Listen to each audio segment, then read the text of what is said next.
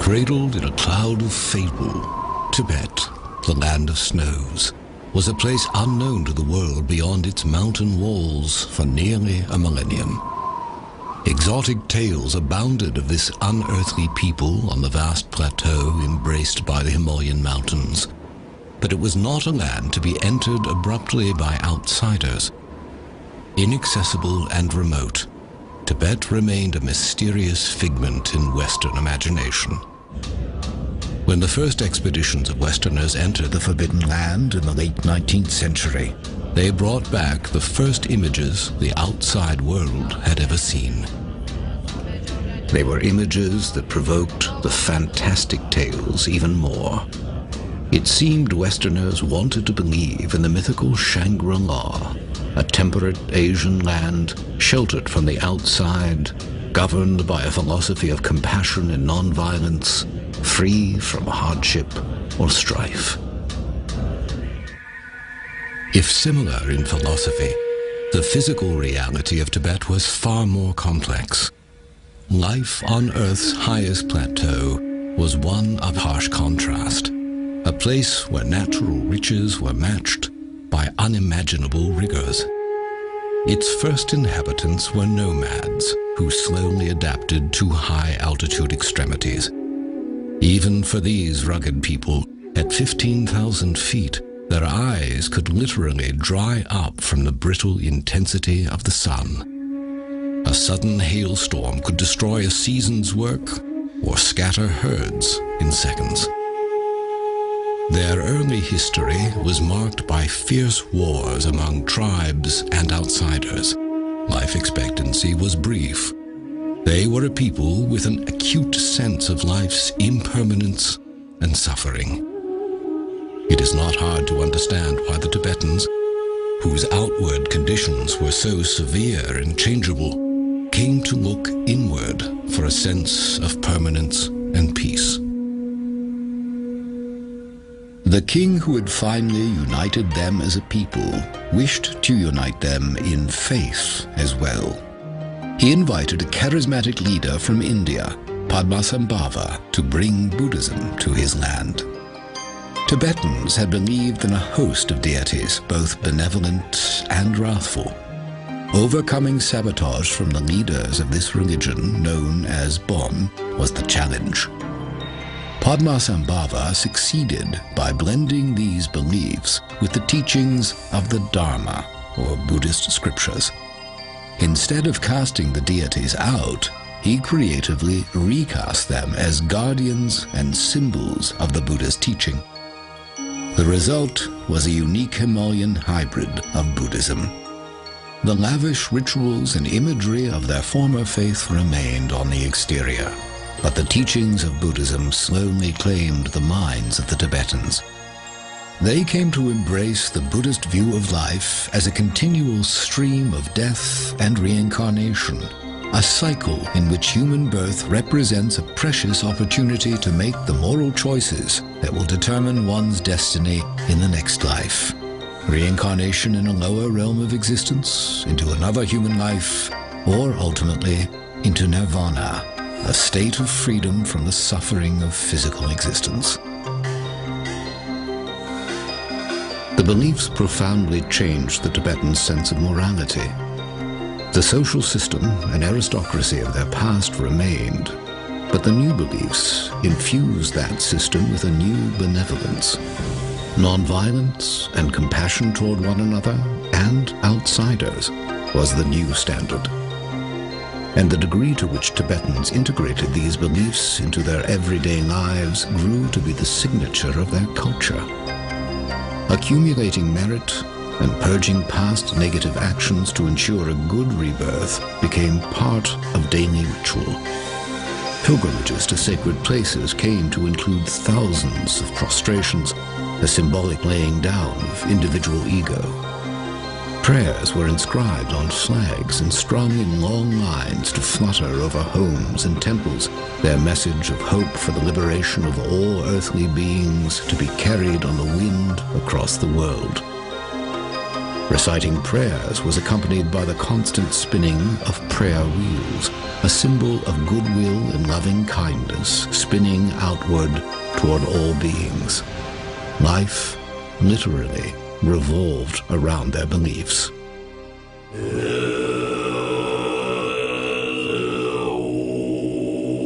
As a community, they sponsored monasteries for the study and practice of Buddhist teachings. These vast structures were homes for tens of thousands of monks and nuns, publishing centers for all Tibetan society, and libraries for ancient texts. Unlike the more ascetic forms of Buddhism, the Tibetan version embraced the arts and sciences as tools toward understanding the infinite. Drama, music, art, astronomy, philosophy, and medicine were all taught at the monasteries. At the height of Tibetan civilization, the monasteries numbered over 6,000, with 1 in every 6 Tibetans becoming part of monastic life. Study began in the earliest years. Earning the equivalent of a doctoral degree could demand 20 years or more. The monks became the keepers of knowledge for all Tibetan society, and the thread linking all generations was a tradition of discipleship. One elder teacher or lama passing the teachings on to monks who, in turn, themselves became lamas.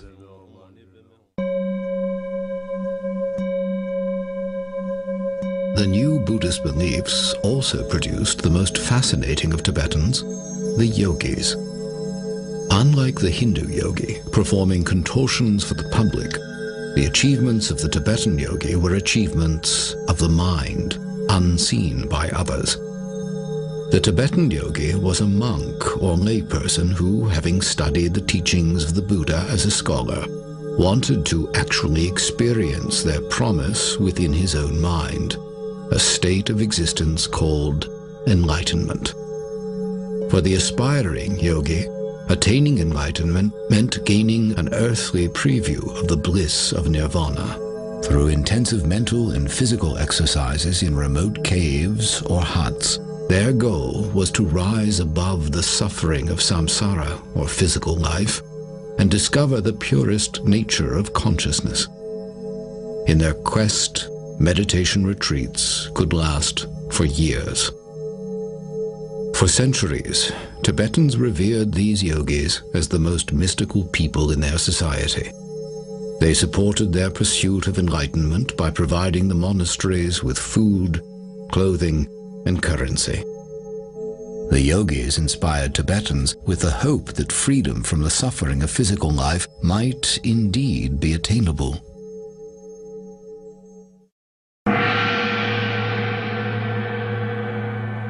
Over the course of centuries, spiritual and state leadership converged. Tibetans began a tradition of identifying those among them believed to be reincarnations of the Buddha of compassion. Among them, one would be named Dalai Lama, literally ocean teacher, implying depth and breadth of wisdom. Eventually, the one identified as the reincarnation of His Holiness the Dalai Lama would take his place as temporal leader of Tibet.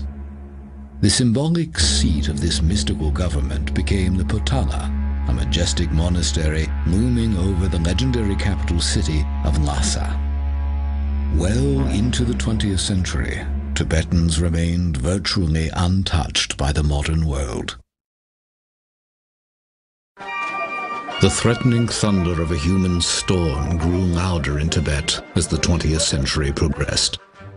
The communist revolution swept China, and with it came a surge of interest in controlling the land of Tibet. Invoking past diplomatic ties between Tibet and Imperial China's various monarchies, Mao Zedong used these as a thin pretext for claiming Tibet's strategic location, rich geologic resources, and the headwaters of key Asian rivers. In 1949, he announced that Tibet would be returned to the motherland, vowing to fill the region with 60 million Chinese within 10 years. Under the guise of liberating the Tibetans from an archaic way of life, the army of the People's Republic began invading villages and monasteries. The tensions of their initial occupation and opposition to religion grew into an increasingly brutal campaign to replace Tibetan practices and people with their own.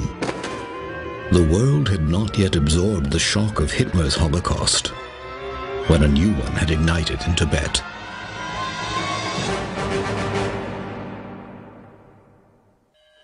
The degree of the destruction is difficult to comprehend or communicate.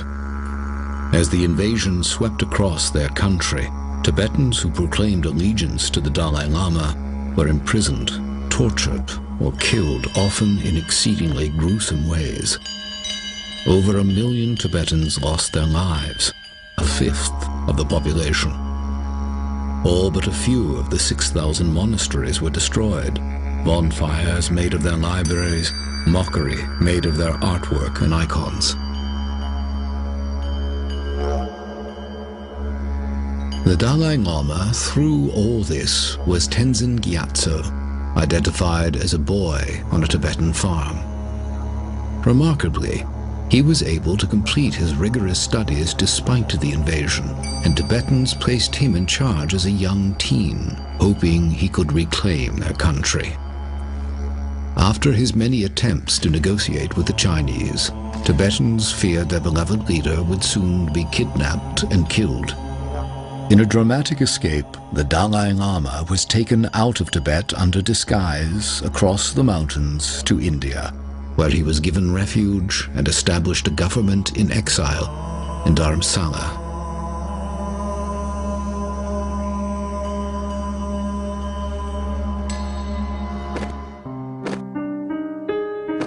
Chinese cruelty escalated in the years following the escape of the Dalai Lama, prompting a flood of Tibetans following His Holiness to India for refuge.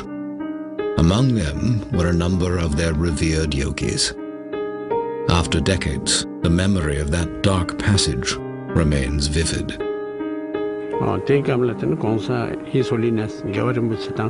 After His Holiness the Dalai Lama departed for India, then the class struggle and purge started, and all those who had name, fame, or prosperity were purged. They were beaten up, their hair plucked, their ears chopped off. And I thought to myself, when we talk in terms of hell, this must be the real hell. Then those who did not have either name, fame, or prosperity, they were rationed a certain amount of land. Then a couple of years down the road, the Chinese would turn around and say, "Where did you get all these? You must be part of the class system." There was a lot of pain and suffering.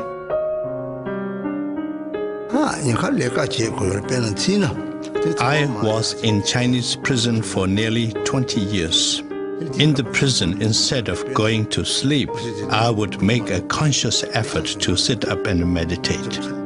On Sundays, it was mandatory for everyone to sleep and keep quiet. And I would pretend that I was sleeping, but in my mind, I would meditate and quietly recite the mantras.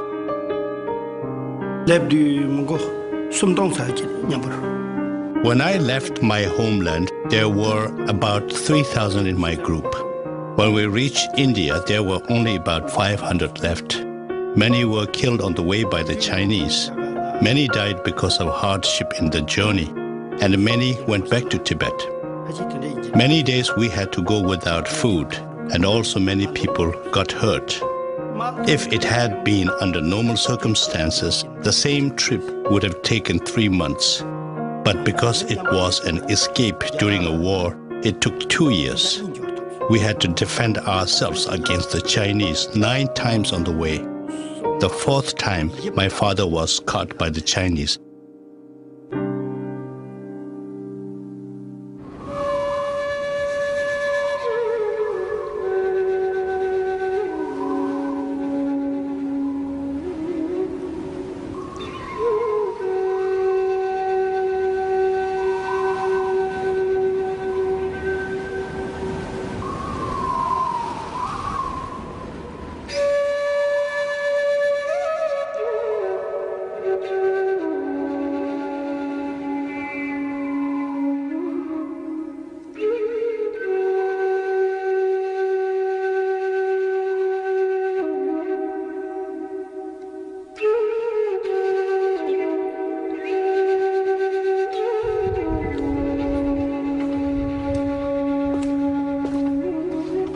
In the decades since the invasion, Tibetans in exile have attempted to recreate their life as it once was.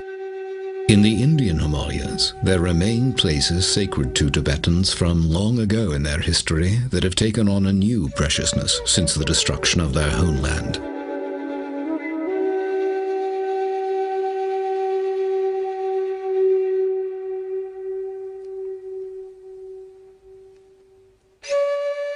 They've also established new monasteries and schools in refugee communities throughout India.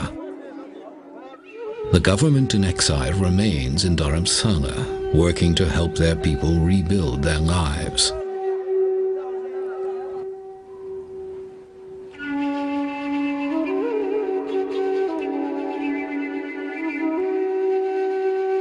At the center of their hopes remains His Holiness the 14th Dalai Lama.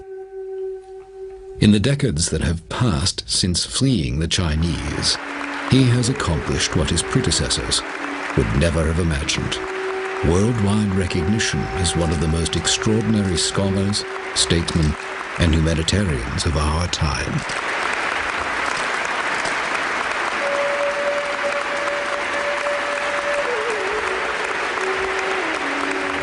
Our nation, Tibetan people, passing through very, very difficult situation, very difficult period.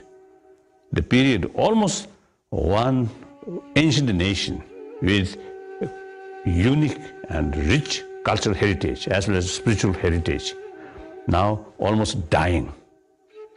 I think, firstly, as quite human nature, when someone, you see, who get all power, then eventually power spoil or destroy one's own sort of good quality.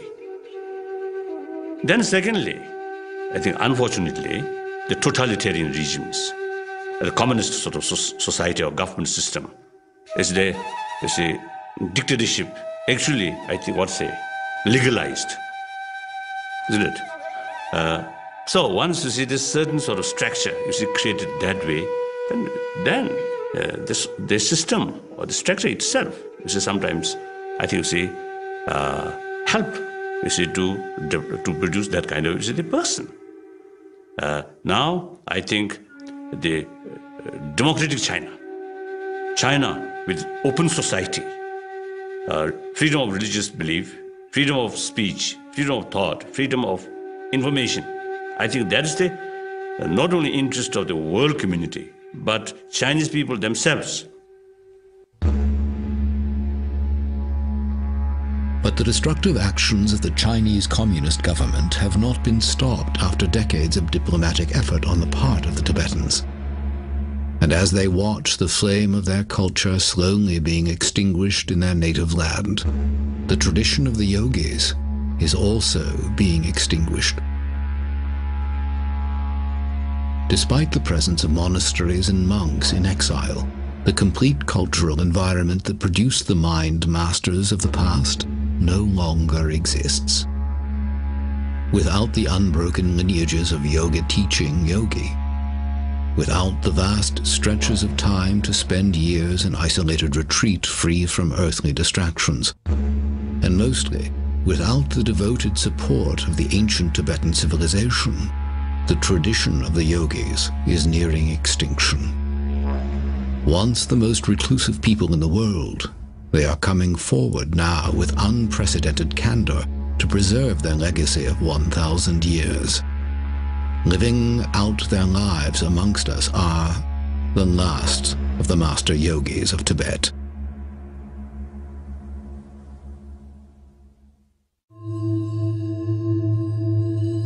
To grasp the loss at stake with the loss of the master yogis, it is vital to understand what they have contributed to human development during their unique history.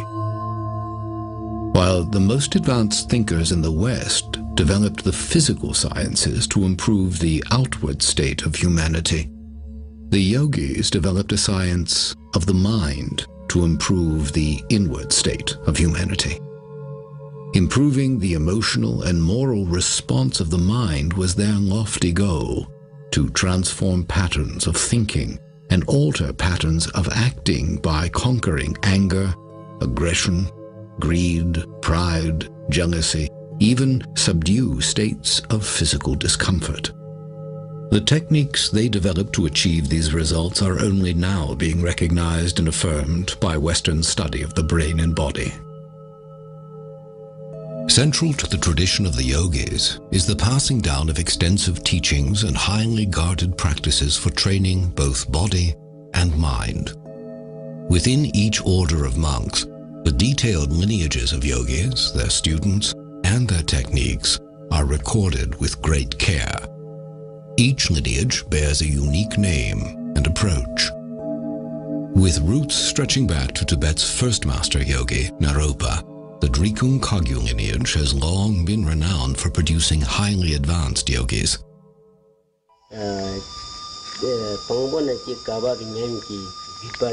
The Drikung Kagyu lineage has been running continuously without any kind of breakage in between or any kind of adulteration.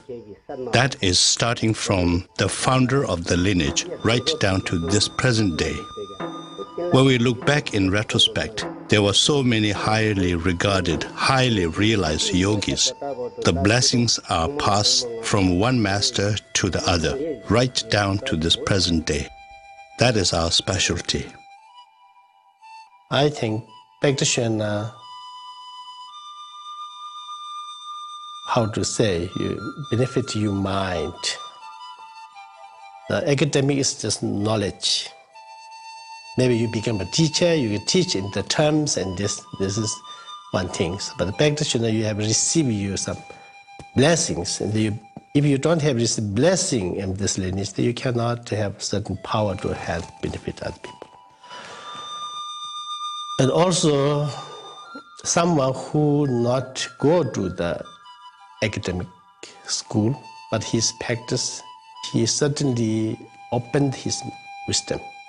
And he also know other people, how they need to benefit. He will know. What is it then that defines a yogi? How do they differ from the ordinary monk? Outwardly, few clues are to be found. The most lucid answers to the question come from those who have walked the path themselves. A yogi is a person who has a profound experiential understanding of the true nature of all phenomena. The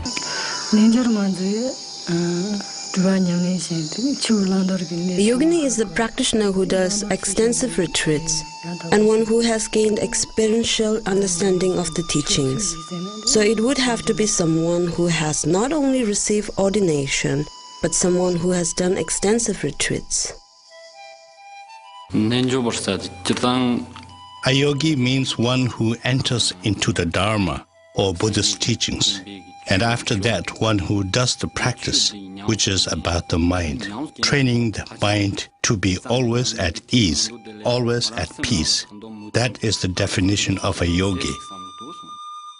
Dharma lives within the yogi. Yogi follow the Dharma. If you really live on the Dharma, nothing can harm you. Even though they can be taken this life, but they cannot take next life. What a yogi or yogini strives to do is to put an end to the suffering that exists in cyclic existence. In order to do that, a yogi or yogini has to train his or her mind. Simply stated, a yogi or yogini will strive to counter all the negative emotions and try to generate positive energy. Experienced, qualified retreat person, even he remain in a street, lot of noises, a lot of people, a lot of cars there, but his mind can remain fully concentrate. If someone who have not that qualified, like I think myself, even remain in a remote area, try to meditate, my mind go everywhere. Keeping the mind from going everywhere is precisely the challenge in meditation. and for centuries, aspiring yogis have retreated to remote places to avoid distraction while training their minds. Imagining life removed from society for years at a time can be difficult for Westerners accustomed to a world of virtually non-stop interaction. The question of where is another challenge. For Tibetans in exile, such places still exist in the Indian Himalayas beyond the reach of the Chinese. One of the 24 sacred places in Tibetan Buddhism is Lapchi, a meditation place, a Milarepa, one of Tibet's first yogis revered for abandoning a criminal lifestyle and attaining enlightenment within a single lifetime. A monk hiked for 6 days with a heavy camera into the mountains to bring back a glimpse of this primitive retreat. Even now, the images he recorded were permitted with reluctance.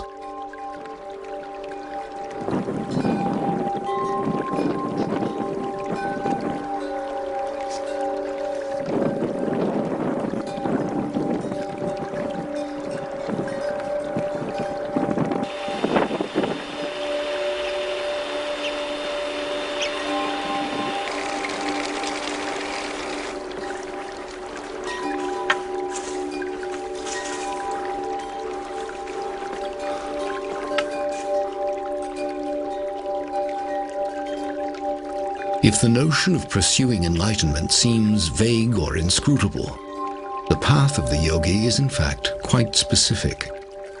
The techniques and practices developed over a millennium are revealed to them in a rigorous order and only by an accomplished practitioner. Their beginning premise is that the untrained mind is like a raging elephant out of control. The yogi's initial task is to slowly put reins on the leaping, erratic thoughts of the mind by using specific tools, the repetition of core beliefs in mantras, and exercises to empty the mind of conceptual thought. 2 yogis in retreat in Lapchi agreed to an interview, an unheard-of opportunity.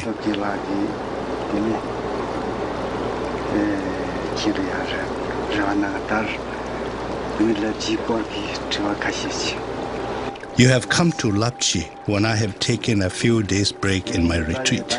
This is an auspicious coincidence, and something like this can only happen because of past connections and aspirational prayers.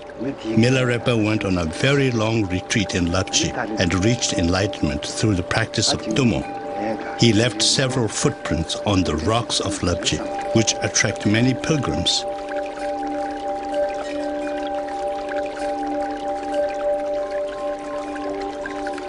The disciples of many important masters have meditated at caves in Lapchi and the surrounding places.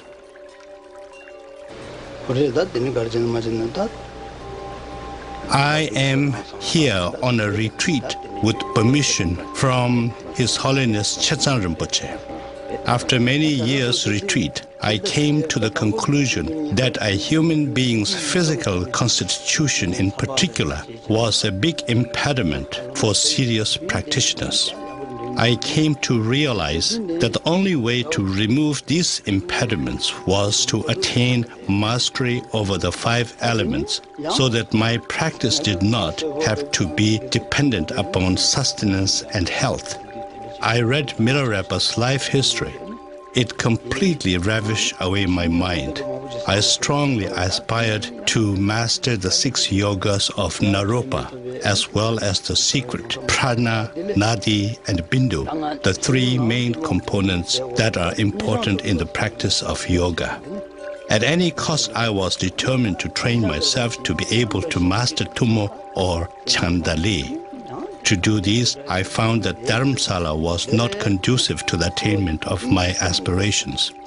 I needed a teacher who could pour down in me his experiential knowledge of such practices. I wanted the result of my efforts to create and leave an indelible imprint on my mind stream that I can forever carry forward.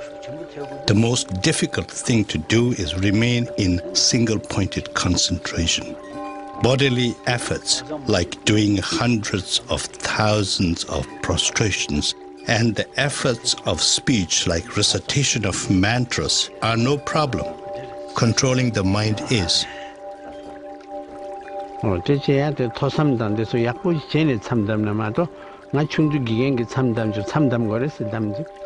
I started my retreat when I was 9 years old. During that time, I went on a 1-month-long retreat. At first, it was very difficult for me. You know, I was a little boy. I would count the days on my fingers, say 1 day is gone, 2 days gone, how many balance remaining? Should I go out of the retreat place? If I do, what would be the consequences? These kind of questions keep on popping up. And then, although verbally you are reciting the mantra, but your mind is really, really busy on trying to get out of the retreat place. But when you become more seasoned and more mature in your meditation and learning, things will change. Why I would like about the retreat is when you go to retreat and many weeks or many months being alone is very different. It will all subside our desire, anger, attachment. At the age of 17, I entered monastery. Now from that day onwards to this day, I worked for the monastery for 2 years. Aside from that, I have devoted all my times ever since the age of 17 on retreats and meditation. There's no such thing as sleep when we are in a retreat. And there is a particular box made, and we sit cross-legged in there. And we sit in that position whether it is day or night. We can break up our practice into 4 slots of time. And during that time, we may rest, but we will not get out of the box. We will continue sitting in that position all the time.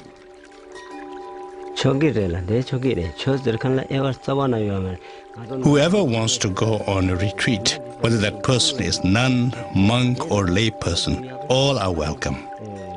The dispensation of Dharma teaching is like the sun's rays. It is for everyone to enjoy. The job of a retreat master is to guide all of those who are on retreat, giving commentary on the teachings relating to the particular retreat that one is on. How many sessions a retreat person has to do in the course of a day, what kind of visualization, what method of meditation, how one should do the mantra recitation, what are the graduated paths to this particular practice. So these are the kinds of things a retreat master will guide those who are on retreat. Once you come out of the retreat after 3 years, 3 months, 3 weeks, and 3 days, you are a different person. If one is a different person after 3 years in retreat, the effect is exponential for those who have devoted decades to retreat. Indeed, the most profound evidence of the mind-altering effects of prolonged retreat are to be found in the oldest practitioners. Yet many of these elders have been imprisoned or killed in the half-century of Chinese occupation. Perhaps the oldest living Tibetan yogi is Drüong Rinpoche, possibly the most revered yogi alive today. Here, for the first time, he grants a filmed interview, a rare glimpse into the mind of a meditation master.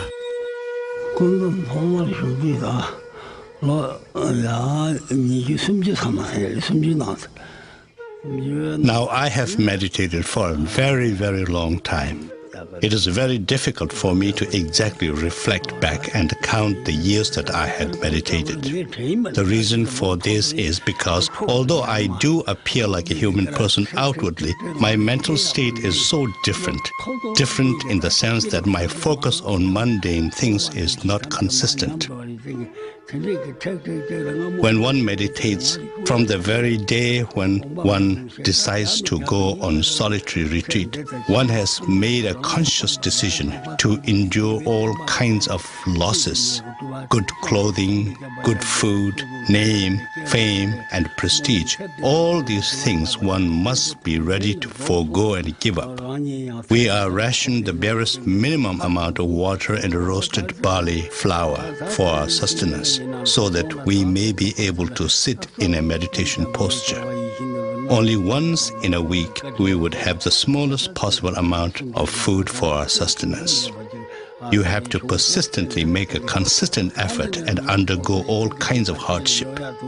Without undergoing hardship, one would not be able to experience the mental state of all the glorious past masters. When I meditate, I can see all my former lives. I have been born in the realm of hell. I have been born as a hungry ghost. I have been born many times as animals. All these things become very, very clear when one is in meditation. I've gone through the 3 lower realms of existence many times. In my meditative absorption, I always go through the pardo or intermediate gap, which is to say, between death and rebirth. But there isn't a great deal of point going into these. When one understands this life and the life after as one, to such a person there's no need to go into these nitty-gritty things. When one's body is already dismantled in one's meditation, there's no question of death or discarding one's physical body.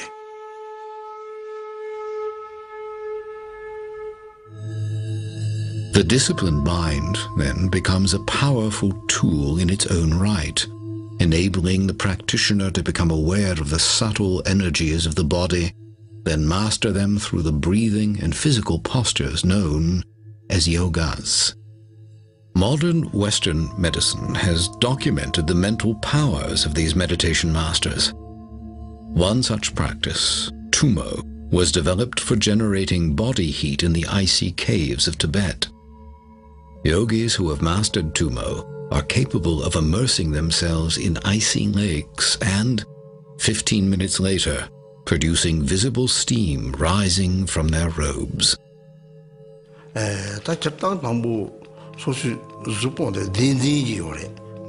Tumo is a teaching that is strict and not one that is freely dispensed to whoever wishes to receive it. However, our environment and the time are very different now.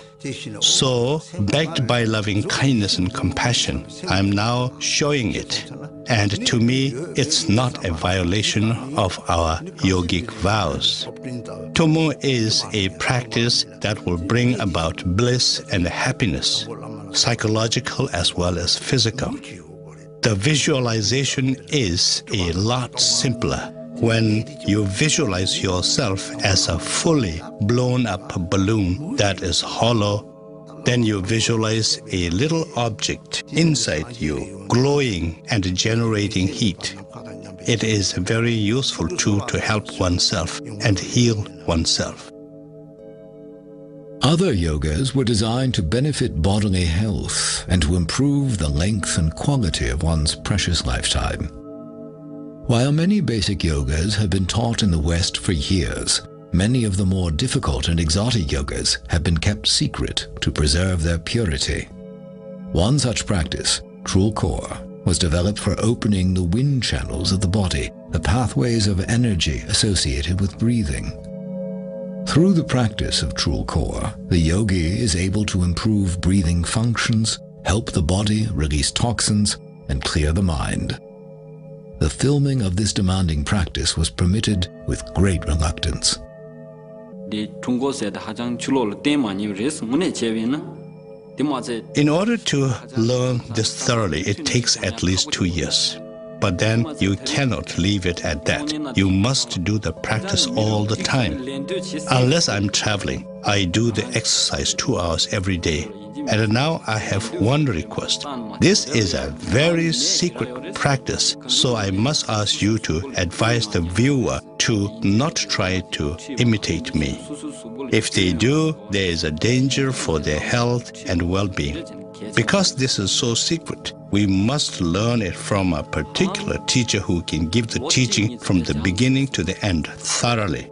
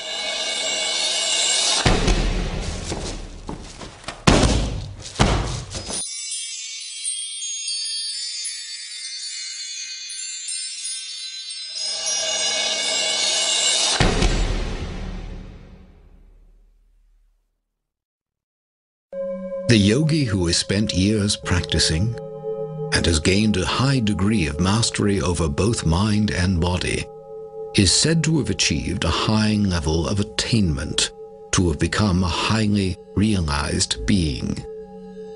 Their powers are sometimes said to extend into the realm of the paranormal.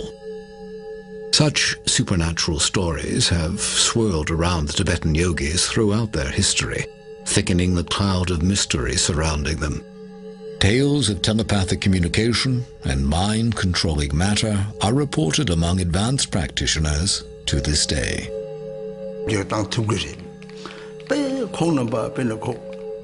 The highly realized yogis can, of course, alter situations, There are many instances where the highly realized beings altered natural disasters.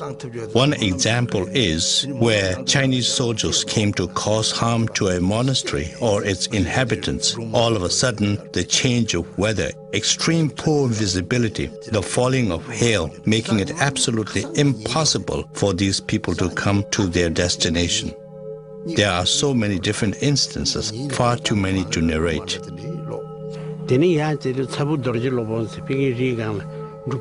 is a most wonderful and sacred meditation cave where it is said Guru Padma Sambhava meditated. I went there when I was only a boy, but I had a tremendous amount of devotion. When looking across the cave, I really felt like saying some prayers. I offered 3 prostrations and said, "Please show me some sign so that my devotions will further become stronger." And instantly there appeared a rainbow at the mouth of the meditation cave, and there I saw Guru Padma Sambhava. So I was just overwhelmed and really so very happy. And all my focus was on the mouth of the cave and Guru Padma Sambhava. There were a lot of nuns with me, and one of them said to me, "Rinpoche, Rinpoche, watch your foot. It is sinking in the stone." And I had to look, and there was my foot, making an imprint in solid rock, because it was really, just as the nun said, it was sinking. At the age of 3, I was able to tell my previous lives. I was able to name my former sister. But now suppose I told you that I can remember all my former lives. Is anyone going to believe me? Therefore, just let's say that I was able to remember when I was a little boy. Such paranormal powers among master yogis are thought to include the ability to self-govern the process of transition from one life to the next. This is very often you can see in many good practitioners. Most of the people die. After die, you can change your face, the yellow, pale, and when you do the pinch in your skin, also they will stay there. But the real practitioner who has when the passing and the meditation state, they continue their stay. Then you pinch in here, this also like now, and they immediately going like this. And also they have a little bit heat and warm and hot center. Also the face is like the lamp light, and very unusual one. And happened that my story is just 1 year ago, in Bhutan, one of Master Ginjun Rinchen. So he stayed more than 1 month, and they never changed. For aspiring yogis, events such as these imply control over the process of reincarnation. Even His Holiness the Dalai Lama has stated that if the Chinese communists are still governing Tibet at the time of his death, he will choose rebirth outside of Tibet. Controlling the process of one's own death and rebirth is the subject of some of the most fascinating stories surrounding Tibet's yogis. Lama Drupon Samten recalls vividly one such event in his early years as a student, the death of his own teacher, Kemgor Rinpoche. This is my teacher, Kemgor Rinpoche. He invited all the students. He told he's going to pass away. No illness, nothing sign of death, nothing. He just normally get up, do his prayer, and he told his attendant to make a good tea.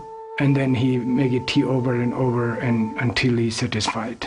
And he says, all this prayer together. And when he get to the completion state, he says, this is the time for me to pass away. And just like a falling asleep, like a Buddha, no? Just he put his right hand under his chest and then lie down and look at each person. No, he's doing prayer for each person to benefit in the future. and he passed away. Telling stories such as these, indeed revealing any technique, tradition, or experience to someone who has not completed yogic training, was once a violation of yogic vows to extreme secrecy. The reason was to maintain the purity of the teachings. The fear was that, taken out of context, exotic forms of yoga and meditation might degenerate into ego-centered showmanship. And in the eyes of the elders, the opening up that is taking place now is seen as a significant risk. When His Eminence Drewang Rinpoche was asked about the cutting of his hair, a practice known to signify that a yogi is preparing to die, he displayed the stubborn elusiveness of a yogi under strict vow. There are many reasons why a person in retreat would grow hair. Let me think about it. Yeah, there are many reasons why one would grow one's hair long. Let's just forget about it, shall we? A good number of things happened to me. It will just boil down to misleading people. Forget it. You know, I just cut it because I am old, and the hair was really hefty and weighing me down. That's why I chopped it off. I have pledged not to mislead people. Now, if I told you a whole lot of tall tales, that will amount to misleading the audience. I have absolutely nothing whatsoever, and I have nothing to tell you. This is the first time I have been asked to tell about these things. We are not supposed to reveal the ins and outs of what goes on inside a meditation cave. If we do, then there will be consequences. The past masters, including Tilopa, have categorically said there was never an instance where he revealed the secrets of meditation. We who follow in their footsteps must do the same. Although it is known that Drewang Rinpoche did cut his hair in preparation for death, His Holiness the Dalai Lama asked him to live a little longer to help pass on and preserve Tibetan teachings. It is said that His Eminence agreed to do so, and has decided to live until the age of 100 to help his people.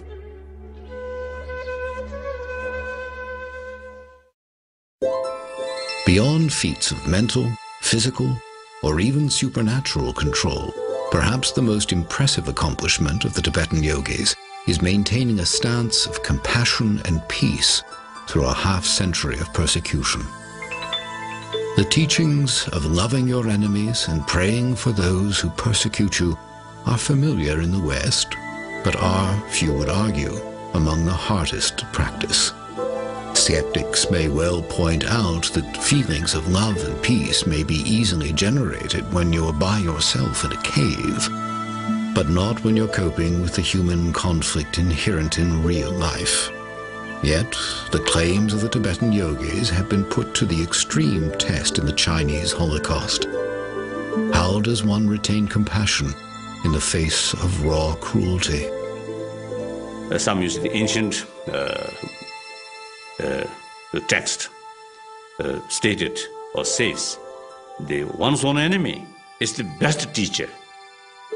Now, one example. So one old monk who in previously the Namgyal monastery, one monk of the Namgyal monastery. Now he spent almost 18 years in Chinese Gulag after 59. So after he released from the camp, eventually he joined with me here. So then one day I casually asked about his experience in the Gulag. Then he told me a few occasions he faced some danger. And I asked, what kind of danger? I thought danger of his life or something like that. Then he answered me, danger of losing compassion towards Chinese. So, that's we as a practitioner, we deliberately try to keep compassionate attitude towards one's own enemy is very essential. I don't blame the people of China.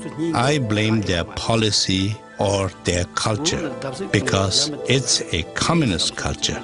The culture is at fault, not the people. In the ways of what we call samsaric beings, in the ways of the ordinary people, lay people, if I followed that, yes, obviously, yes, there would be sadness in my heart. And there were a lot of sufferings that were brought about to a lot of people and to myself. But as a practitioner who believes in the cause and effect, I'm a very, very happy person. I have no grudge against anybody. I have no grudge against the Chinese people or the Chinese government. Whatever befell on an individual, it was because of his past karma. Unhappiness does not crop up out of nowhere. It is a result of one's commission of negative karma in former lives. For example, when you cheated others, when you try to defeat others, when you try to gain at the cost of others, these result in what we call the ripening of karma that brings about pain and suffering. So when you do negative deeds, the result is a state of mind that is often referred to as hell. When you have done positive deeds, it brings about happiness. I was born after the Chinese operation in Tibet. I am upset with them, and I am sad because the Chinese have been very ruthless to Tibetan people and my family. You name it, they have done it. At the same time, they have destroyed so many monasteries in Tibet. Maybe it is because I am still young and my practice is not strong enough yet. Maybe this is why I am upset with the Chinese. As an antidote to conquering very strong negative emotions, we would resort to doing the sevenfold Vairochana posture meditation. There are different wind energies inside a human person. In one posture, the wind which enables us to excrete waste enters into the central nerve channel, eliminating some of the negative emotions. When you broaden your shoulders and sit upright, the nerve or vein-related winds enter and get rid of ignorance. When your neck is slightly bent downwards at an angle and you touch the tip of your tongue on the palate, then fire-related wind enters and dissipates desire. When you lower your eye a bit so you almost see the tip of your nose, the space-related wind enters and gets rid of egocentric pride. When you sit cross-legged and remain in single-pointed concentration, then water-related wind enters and helps get rid of jealousy. These postures are a very good method of getting rid of some of the negative emotions. Are newer generations of Tibetans raised exclusively in exile, immersed in contemporary culture, displaying the discipline and compassion of their elders? Evidence of cultural erosion is appearing among younger Tibetans in exile. Demonstrations and violent protests are becoming increasingly common in refugee towns. Some are beginning to question the pacifist approach of their leader. Even so, the spirit of their native culture remains strong, and some still aspire to the example of past masters. In our life, we do many different things, we are in different professions, but we all have a single goal, and that is to be happy. And the only way to be happy is to believe in one's own mind that it can be happy, that it has happiness all the time.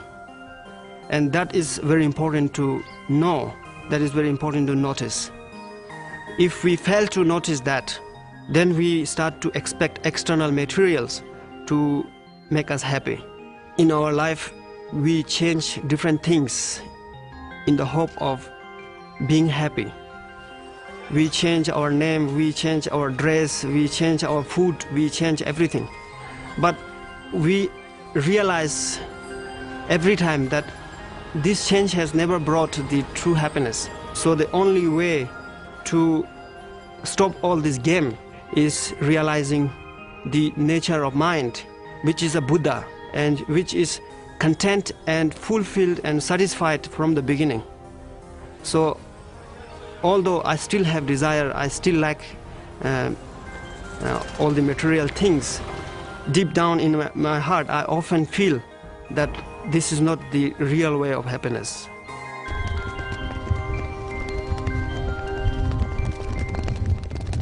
Yet even the most earnest efforts of these young practitioners cannot maintain the tradition of the yogis as it once was. The number of authentic elders dwindles daily. The best the younger generation can do is preserve the practices of their ancestors, the shadows of a total lifestyle that will never again be possible.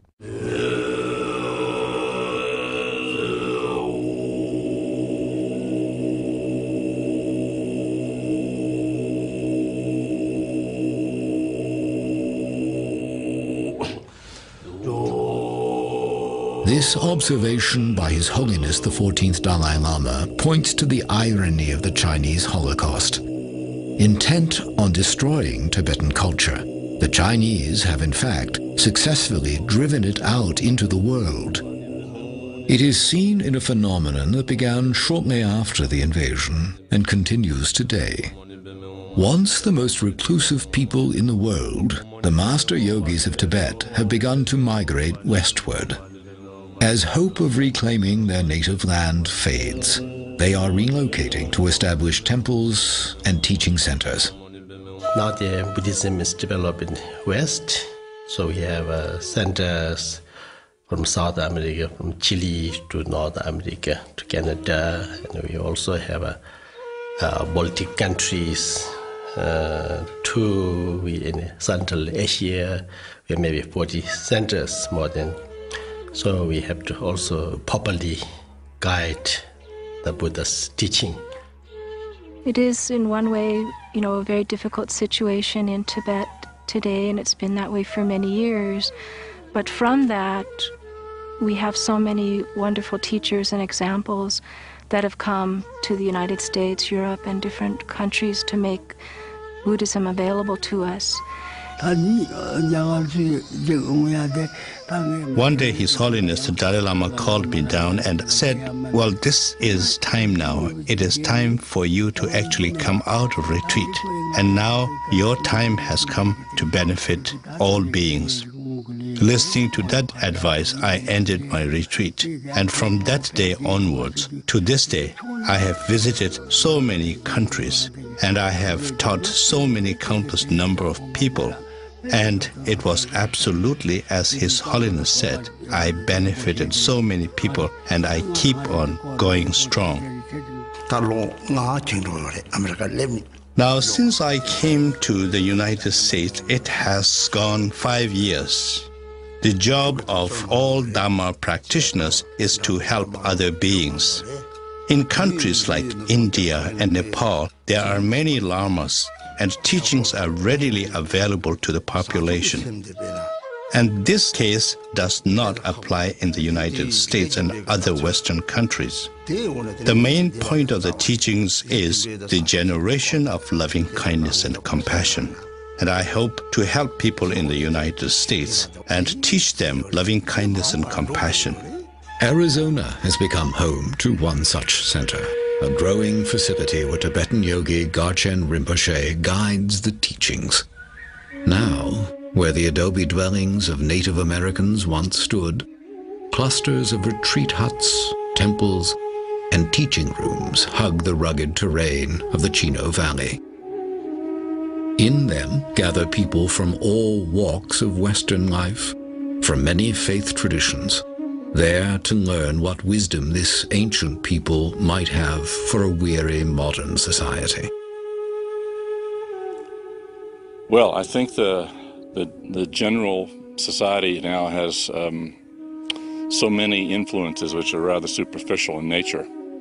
And even though we theoretically have a lot of extra time, more and more I think people are finding that the different distractions and things that they do not particularly meaningful to them. And so they're searching for something else to give their life meaning. Here we saw all the technology. We see all the rich people. We have all the money. We can, whatever you want, the food, Chinese, all these different, you can get. But then people find out that having material, having technology is really not answer your inner question and not fulfill ultimate goal. And therefore, they have this kind of spirituality. I would say human society, there's love and compassion is the only way to bring peace and happiness. Garshan Rinpoche teaches patience a lot. Like, your worst enemies are your greatest teachers because they teach you patience. They teach you definite patience. And during school and when I'm at home, like, I have a 2-year-old little next door neighbor and he just gets on my nerves all the time. And so it's like, it gives me a lot of patience to practice. If I have a bad day, it makes me think about my bad day, reflect on my bad day, and there's a part that you should do every night. Like, you think of 2 things that you did bad in that day and try to fix them the next day, and then you think of 2 things that you did good that day and you try to do them the next day as well. I think it's very bad, it's very sad that we're losing yogis and we're losing someone who can connect us with our own enlightened nature. And from other point, those realized masters that comes here and comes to other countries can teach other people, and it was not possible before. And even there are so many people who even would not think about Buddhism until they would meet realized master. Just looking at our lamas that we have, like His Holiness, the Dalai Lama, and many wonderful Western lamas, when you look at them, you get some true feeling that they really have some kind of inner peace. And if we could receive those teachings from the yogis and put them into practice in our own lives, that is the way to save. That is the only way to save the lineage of the Tibetan yogis, and that's the most important thing to do, I think. Yeah.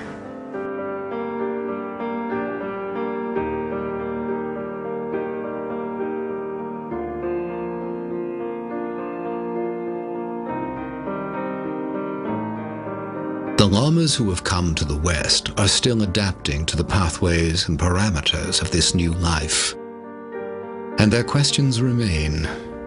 Will the filming and sharing of techniques lead to abuses? Will self-styled lamas and bogus practitioners exploit Western interest in Tibetan Buddhism and mislead people? Is the form of their faith destined to dissolve in the ways of the West? The devotees of the Dharma hold, but even if the tradition of the yogis and other outward expressions of Tibetan Buddhism die out completely, the teachings of the Buddha will survive.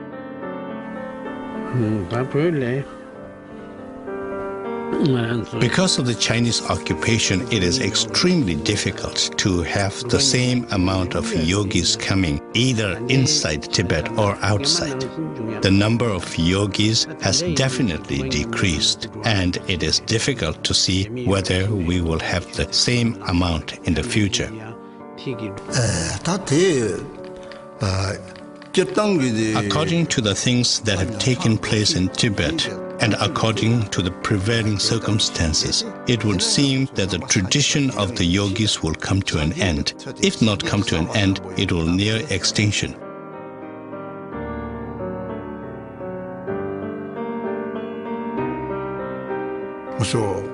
However, we are very confident that whenever there is a dip in the progress of the Buddha's teachings, there will be a proportionate recovery. So in that respect, I have faith that we will recover from it.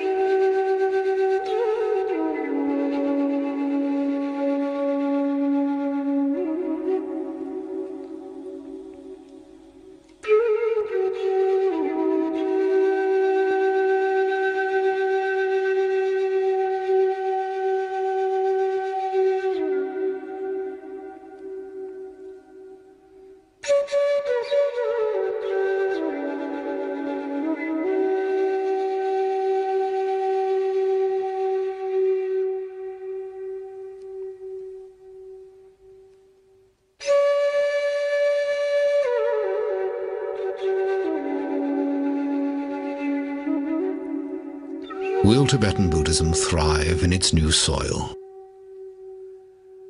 Can people who do not experience the daily hardships of the native Tibetans, Westerners who lived enveloped in material comfort, ever fully embrace a philosophy based on escaping earthly suffering?